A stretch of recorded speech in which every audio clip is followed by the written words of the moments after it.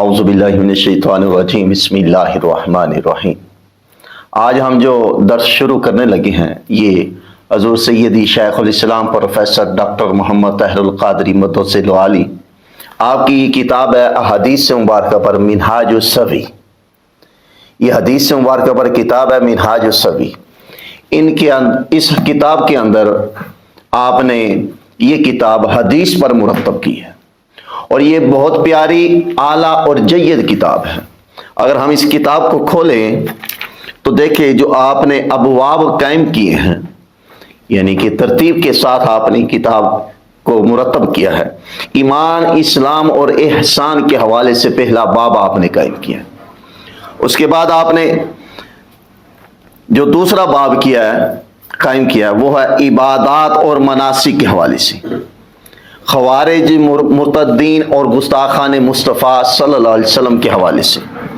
یہ بہت پیاری اعلیٰ اور جید کتاب ہے۔ اسی طرح آپ نے باب آگے کام کیا حضور نبی اکرم صلی اللہ علیہ وسلم کا نماز کا طریقہ، آگے نماز تراویح اور اس کی تعداد کے حوالے سے، فرض نمازوں کے بعد دعاؤں کے حوالے سے، اخلاص اور رقت قلب کے حوالے سے، علم اور اعمال صالحہ کے حوالے سے۔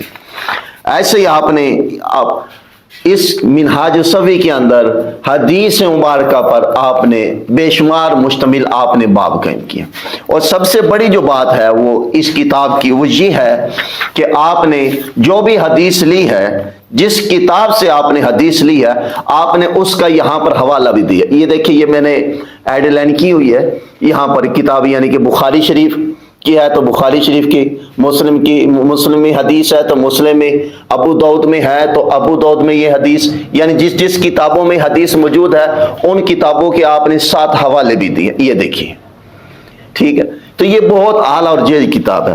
انشاءاللہ تعالی آج سے ہم یہ جو درس شروع کرنے لگے ہیں اسی کتاب منہاج السوی سے درس شروع کرنے لگے ہیں۔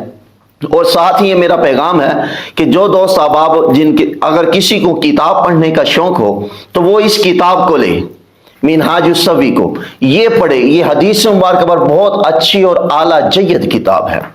انشاءاللہ تعالی اب ہم اس کا درس آگے سے شروع کریں گے ترتیب کے ساتھ۔